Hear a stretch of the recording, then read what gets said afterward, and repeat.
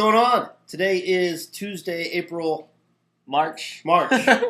March 13th, Apparently- 2008. Apparently, I want Easter to be over really badly. Yeah, apparently. We are the Chaotic Christians. I'm Scott, And I'm Doug. and we are here once again after a crazy, I don't know, did we take a week or we just take Tuesday off? I think we took a week and a half, It's been a while. right? But we're back. We're just doing this life thing, and interesting lives are lives that are unpredictable. Yeah. That's what ours are. So we're back. We're bringing Christianity back to the web in a way that's fun and relational. And so here we are. Here we are. Every- Every week we always kind of, do some similar things, and we like to just kind of be personal and see how was your week, man. Yeah. Scale of 1 to 5. This has been a tough week. Relationally, I've had some challenges with some folks, and not that that's bad, because being challenged is when we grow. So I'm just looking forward to the growth part of this. Yeah, I'm going to get a return sometime, hopefully, right? But on the upside, we went to go see Stephen Curtis Chapman in concert, which was phenomenal. We got to hang out with some friends from church. That was a great time. So I can't complain too much. So I'm going to say 3 3/4 stars. Pretty darn good. Yeah, good week. That's good not that bad. No. I'd say for me, I'll give it a 4, Yeah. 4.5. It was been good. We went to Tennessee this weekend Uh-huh. and went to the Bass Pro Shop. Nice. Did some hiking. Really fun. And I feel like I don't know if it's just because I don't live in a place like that, Mhm. but really, when it comes to God stuff, you can really just kind of sit down and be like, wow. In awe, look at the mountains, look at how beautiful everything is, and I don't know. When you get back to the city environment, it kind of reminds you of we think we're so great, and then look what we have compared to that, Yeah, So that was good, and actually a really fun experience. good stuff. All right, check it out. Doug and I, we just don't sit around waiting for life to happen. We engage with people, we engage with life. And so when we find things that are cool and interesting, we like to share them with you folks out on the interweb. So what do you have for Check It Out this week? This week, I did have a whole bunch of things, like I said. I'm a little lacking right at the moment. Yeah. However, I have been getting back into some movies. Not new movies by any means, since, like I said, I'm an avid library user, so I use the library and rent older stuff. Right. So I watched this cool one yesterday, and I would recommend it. I enjoyed it. It was Spartan. You remember that? Yeah, good movie. Yeah, with the girl. Yeah. Yeah. Okay. Check it out if you haven't seen it. It's old, but it totally ruled. Val Kilmer plays this. He's a Marine, but really he's in government service and as kind of a jack of all trades. Mm-hmm. It's a very cool movie about a lot of things, world politics, families, all that kind of stuff. And I thought it was just well done, and It is. I liked Val Kilmer back then, and he was one of the new Batman, right? So yeah, check that out. Right. This movie, there's not a ton of talking, Mm-hmm. so it just goes to show you how powerful a movie can be, even without a ton of dialogue. Mm-hmm. It is a really good movie. Yeah, hit it up. I don't know, it is really old, but like I said, I haven't seen it, so hit it Right. up. What do you got? Okay, so I've got a couple things for Check It Outs. One, everybody knows that I'm a big fan of audiobooks. And instead of just getting a regular book this month with my Audible credit, I went ahead and brought the entire Bible. And it was just one credit, which is like $15 a month. So it's the cheapest Bible I ever bought. True that. And I've got an hour drive to work every day. So, that's 2 hours of Bible listening. And that's and listening, I think, is way faster than reading, personally. Like, for me, reading doesn't necessarily paint a picture in my mind, but Mhm. hearing something paints a picture in my mind. Like, you could probably shoot, not that it's a speed thing, but you could probably get through the Bible pretty darn quick doing that. I hope so. It should be cool. Easily in the next 5 months, if you Right. did it every day. Right. So that's the first thing. The second thing is I've been trying to wean myself off soda. At least, drastically reduce the amount I intake. But what Kathy and I have noticed when we started buying these flavored waters from the supermarket is, like the commercial says, they're like 50, 100, 150 calories for a bottle of water. I'm like, no, if I'm gonna sacrifice soda, I want to get some real benefit out of it. And so what I do now is I've got a 20 ounce bottle of water sitting on my desk. And Kathy's bought these flavor packets. I think they're Crystal Light, and there's all sorts of different flavors in them. There's Kroger brand. But these flavor packets are meant for 18 ounces of water. And so I dump the flavor packet in the bottle, and it's still way too strong for me. So I use half a flavor packet in my bottle and 0 calories, and the water is 0 calories, so it's really good for you, and it still tastes good. Yeah, definitely. I also drink those. Like I said, Kroger brand. Yeah. That's right. But yeah, I remember the first time I put it in the whole packet, I felt like, man, this is just overpowering. I feel like we're on the same page, too. Scott's weaning off of soda. I've been kind of forced to be off soda.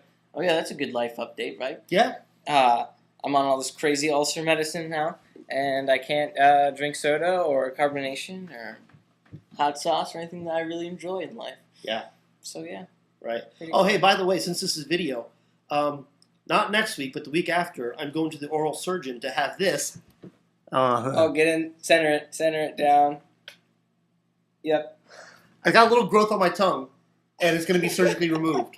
So, so be in prayer about that.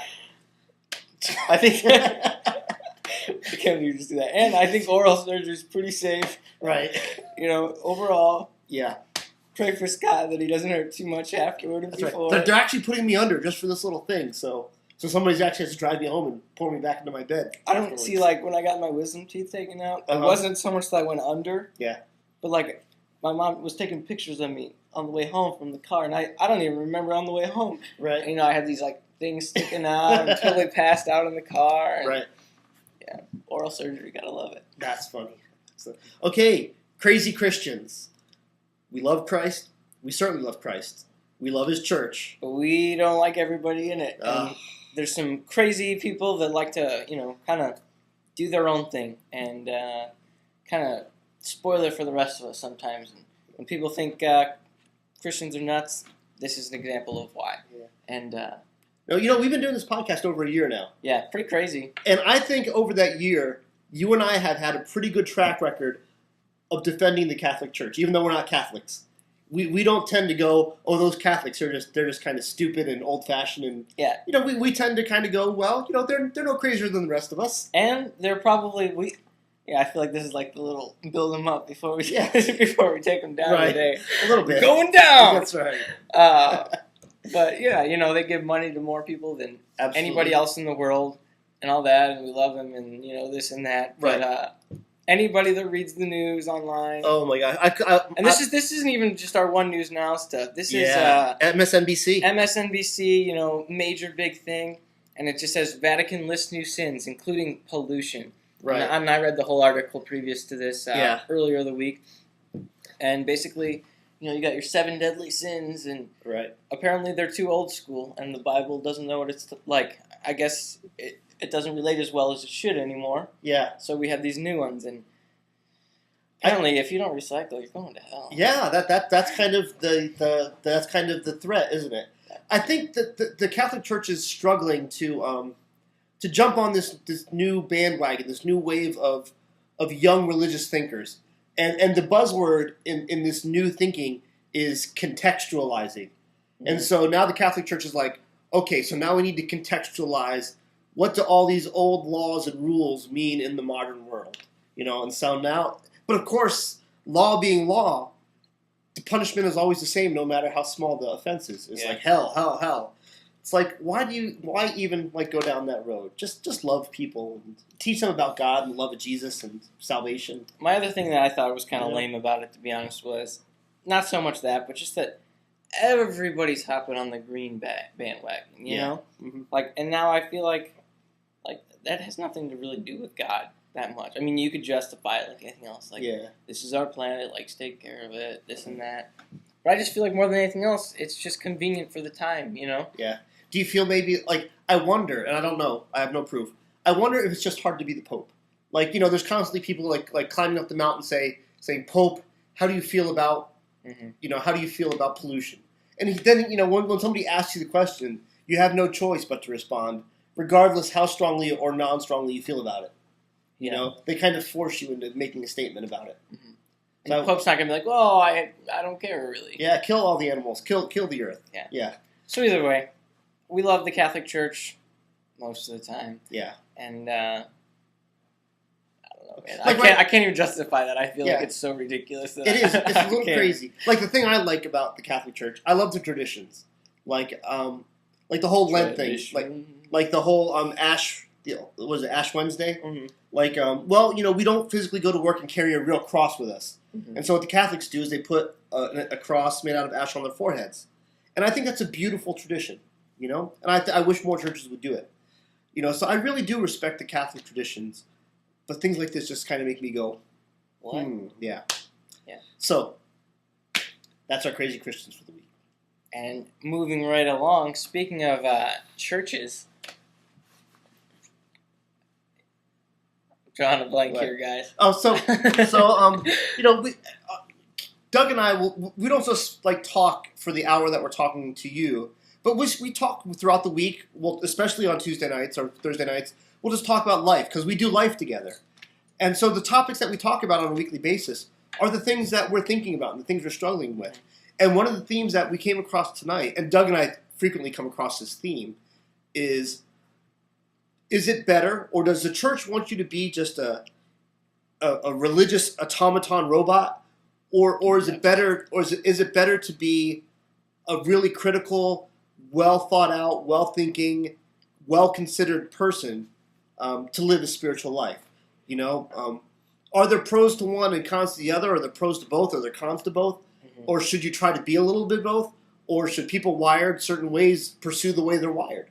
Yeah, definitely. And I think, we were kind of just talking earlier about what we thought about it. And, I brought up the military. And it's kind of like, some people live and thrive for the military. Yeah. And the service, it's really good for them and awesome. And Right. some people just love to have some kind of control over them, and they know black and white what they're going to expect, and right. Maybe not know the reasons why. And I think that similar, there's a lot of Christians that maybe that's their thing and this and that, but I don't know. My issue is I feel like there should be some continuity in the church, Sure. And me, I don't feel that way at all. Right. Like for instance, here's like a really good illustration of the complexity of the problem. So one of the things the Bible says is to keep the Sabbath day holy, right? Mm-hmm. So there's one day out of the week where you won't do any work, or you just honor God. And for us in the modern world, that's the day we go to church. Right? Nice little plug for Wi-Fi there. So does that mean that, especially we know that our audience is mostly a young audience. Mm-hmm. So does that mean that if you're not going to church every Sunday, does that make you a bad Christian? It's definitely. So on the one side, we know for certain that if you're cramming for exams, or if you're putting yourself to work on the seventh day, that's not necessarily the best plan. But on the other hand, the last time I read my Bible, it said there is now therefore no condemnation. Okay. And so this sense of I'm a bad person if I don't do everything just the way some pastor or some teacher told me to do it. Do I have to feel guilt about that, or should I be able to exercise my own set of what makes sense and be comfortable in that? I think some of that, though, as you were saying even earlier in your readings about that, mm-hmm. It's all Old Testament, correct?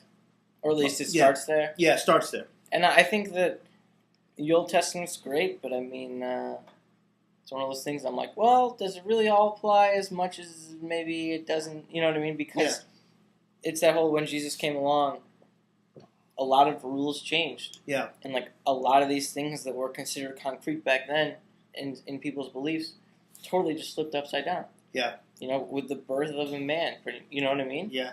But I just got the audio Bible, so I've been working, instead of working like from the New Testament, I decided to go from the beginning, go chronologically. And for Adam, there wasn't that many laws for Adam and Eve, right? Don't eat off the tree of the knowledge of good and evil. And I'm waving my hand, but it's off the screen, right? I'll do it for you. And so that was the basic rule. And then even when more, Abraham came along, and Isaac and Jacob, there weren't a ton of laws. Mm-hmm. It wasn't until Moses came along, and all the Israelites kind of got well, what do we do about this? What do we do about that? And they started complaining, and then God finally goes, okay, here's what you do. Yeah. And God didn't really seem to really have a preference until the people made an issue out of it. And so I'm wondering here here we're 2,000 years past Jesus. We think that we're smarter. We think that we have better philosophy. We think we have better theology. Yeah, definitely. Are we really any different? We're here just going, well, what about this? And what about this? And And what about going to church on Sunday? And what about tithing? And what about, like, are we really any different than the Israelites were when they left Egypt? I think that, I don't know, it just makes me laugh. Like, a good example of that is, I don't know, it depends how old you are, whatever. Like, say, junior high, you know? And you're a good Christian gal, guy, whatever. And you're always wondering, like, man, how far is too far? Mm-hmm. You know? Yeah. Does that really matter? You know what I mean? And Yeah. I think that we kind of struggle for those answers everywhere. Like, how far is too far? Yeah. Or how far is far enough? Mm-hmm. I think that's kind of what changes when you get older. Yeah. Like, how far do I have to give tithes? How far do I have to do this and this and that? And I think it goes back to your condition of heart. Mm-hmm. But how do you condition your heart? Right. You know? Uh-huh. Like, how do you condition your heart without doing these things? Right. And I think that's where that very, I'm just going to do it, Yeah. thing sort of pays off. So I think that maybe, at least in my opinion, maybe you start off as kind of that, I'm going to do whatever you say and not question. Right. And just kind of sit down with yourself sometime and be like, well, I'm not at the point where I can question. So for now, I'm just going to do. Yeah. And I think that through those actions of like, and when I say that, I mean like, I'm going to tithe 10% before everything else. I'm going to do this. I'm going to do that. And plug myself in and all that. Yeah. And I think, and that's the thing is I don't know the time frame. Yeah. But after that, I think you can kind of start to think a little bit more and Yeah. really analyze your life and, Right. you know, look in the Word and not just read it that scripture at a time. Look at the big picture. Yeah. You know. I think a lot of it is in what do you think the Bible really is. I think that's really the foundation of it. Is a lot of people think the Bible is nothing more than God's rule book, and they don't see it as anything other than the rules of living. And I think that's a big mistake. And some other people don't see it as anything other than like the story of forgiveness, right? So I can do anything I want because I'm forgiven, because there's no consequences. And I think that's a mistake as well. And I think, like what Doug's talking about is, okay, if I'm going to start off, I'm going to start off in a safe mode, and I'm going to follow God because I think God's way is better. Mm-hmm. And as I grow, I'm gonna challenge myself to think about it. And I think you can only have that healthy perspective that you're talking about if you have a healthy perspective of what the Bible is to begin with. And for me, that healthy perspective is the Bible's not just law, and it's not just this get out of jail free ticket. To me, the Bible is this love letter between God and His people. Mm-hmm. And when I read it that way, it begins to make more sense. You know, it's kind of like your mom who tells you, you know, don't put your hand on the burning stove. She doesn't say that because she wants to punish me for being with the stove. She says that because she doesn't want me to burn my hand. You know, and so my life really changed when I was able to see the Bible as a love letter. Well, I think, You know? I don't know, I do think there is something, though, like, in not necessarily following that steps I said, you know? Yeah. Like, some people, you know, are more advantageous than others, and, hey, heck with it. Like, see what happens. Yeah. You know, and I think that's great, but I think that style of learning and living, you get to where you want to go. And I'm a firm believer of that. You get to where you want to go 99% of the time. But when you get there, you might have some bruises. Yeah. And some baggage and some past and Yeah. and this and this and that and that. And I think, you know, that's different, obviously, you know, whatever, how your life goes. Yeah. Whether that's like emotional damage or physical damage and this and that. And, you know, I don't know. Is it Yeah. worth it to you? Maybe. Yeah. You know, Right. maybe that's great. Mm-hmm. You have a ton of life experiences to draw from, and you're still there. Yeah. But maybe not. Right. We had a Bible study this last Wednesday, and one of the people in the Bible study actually raised their hand and asked the question, what's the best way to get started? And the answer is yes. You know, it's like, okay, if you want to get started by being a Bible scholar, great. Go ahead and dig in and be a scholar. And if you just want to get started by being with Christians and soaking it in, then great, do it. So my advice is just, you know, if this is the life you want, the Christian life, then don't worry about the how so much. Just start walking it. You know, Mhm. just start doing it. And if you're moving, you know, life and God will move you back and forth. And be okay with that, you know? And you'll go through seasons of studying hard, and you'll go through seasons of just enjoying it. then you'll go through seasons where you don't feel much of anything, and that's when you got to have the real faith. Is when you're not going through much of anything. Yeah, definitely. So just be moving. I think a good reference for all you folks that actually know the Bible too, like what I thought about is, and you were talking about it earlier, like Moses. You know what I mean? Like a pretty well established guy. He knows God. You know, he's by no means historically like the guy with God. You know? Yeah. It's just kind of like that's how God works sometimes. Not Yeah. picking out the best candidate in maybe my mind. Right. And he's just like, hey man, go. Yeah. What direction? That way. You know? Yeah. Sure. And you know, lo and behold, years later, he sees it, but he's Yeah. out. You know what I mean? So Yeah. I think, and the only reason he's out is because of the way he decided to do it. Mm-hmm. But he still got to see it. So you know what I mean? Like Yeah. I don't know. It just kind of drew up some similar Absolutely. some stuff to me. Where are we at here? We All are right on the We mark. are tonight. right on. We're on the Man, money. That is phenomenal. Every week we try to wrap this up relatively right around ish, maybe kinda 20 minutes. Yeah. If you guys wanted to hear me more and hear this guy more, Yeah. email us and you can hear our typed voices and all that. Right. And I'm Scott at Chaotic Christians. I'm Doug. We always put up show notes, so if you want to comment on anything, it's at chaoticchristians.com. You can friend us on MySpace.